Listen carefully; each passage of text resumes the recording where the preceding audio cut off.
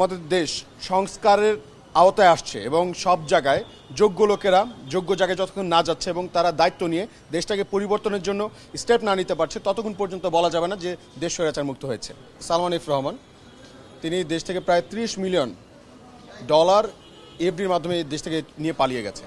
তো আমাদের মনে হচ্ছে কেন যেন এরা যদি কোনোভাবে আর একটা দিন সময় পায়, একটা দিন সময় পেলে দেশের বিভিন্ন ব্যাংক থেকে এসআরএম গ্রুপকে তারা কিন্তু দেখা যাচ্ছে বিভিন্নভাবে পায়তারা করছে। এছাড়াও যখন শেখ হাসিনা যে চলে গেছে বাংলাদেশ থেকে, তখন কিন্তু সে যে গেছে তার নেতাকর্মীরা কিন্তু জানতো না যে সে চলে যাবে, পালিয়ে যাবে। তো দেখা গেছে যে আওয়ামী লীগের অনেক নেতাকর্মী যারা দেশটাকে লুটপাট করে টাকাটা ব্যাংকে সেভে রেখেছিল, তাদের টাকা কিন্তু এখনও ব্যাংকে আছে। তো তারা যদি কোনোভাবে এই টাকাটা ব্যাংক থেকে তুলে নিতে পারে, এই যে যারা এখন ডিজিরা আছে তাদের মাধ্যমে যদি তুলে নিতে পারে, তখন দেখা যাবে কি এখন দেশটা মোটামুটি এখন স্থিতিশীল পর্যায়ে আছে। টাকাটা নিয়ে যাওয়ার পর এটা যেরকম টাকা দিয়ে মানুষ কিনে নিবে, টাকা দিয়ে অস্ত্র কিনে নিবে, তখন আমাদের দেশের যে মানুষের জানমালের নিরাপত্তা বিঘ্নিত হবে। তো সেই জন্য আমরা মনে করছি যে এরা আমাদের জন্য একটা বড় ধরনের থ্রেট। সেই জন্য আজকে বাংলাদেশ ব্যাংকে আসা একজনকে আপাতত আমরা বলেছি যে আজকের মধ্যে যাতে তারা দুপুর 1টার মধ্যে তারা পদত্যাগ করে।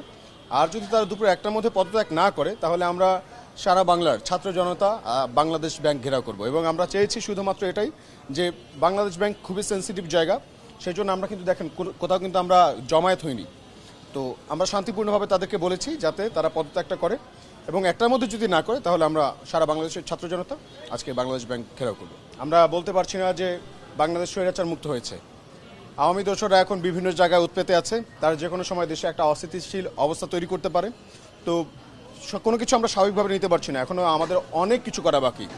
শেখ হাসিনা যেমন তার রুটকে, তার শিকড়কে সারা বাংলায় ছড়িয়ে ছিটিয়ে রেখেছে এবং একদম ভালো করে সে ঘাঁটি গেড়েছে। তো সেই ঘাঁটি যতক্ষণ পর্যন্ত আমরা উৎপাদন না করতে পারছি, ততক্ষণ পর্যন্ত আমরা বলতে পারছি না আমরা স্বাধীন।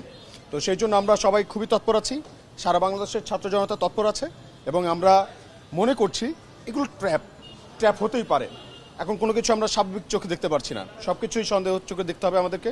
এবং যতক্ষণ পর্যন্ত না আমাদের দেশ সংস্কারের আওতায় আসছে এবং সব জায়গায় যোগ্য লোকেরা যোগ্য জায়গায় যতক্ষণ না যাচ্ছে এবং তারা দায়িত্ব নিয়ে দেশটাকে পরিবর্তনের জন্য স্টেপ না নিতে পারছে, ততক্ষণ পর্যন্ত বলা যাবে না যে দেশ স্বৈরাচার মুক্ত হয়েছে।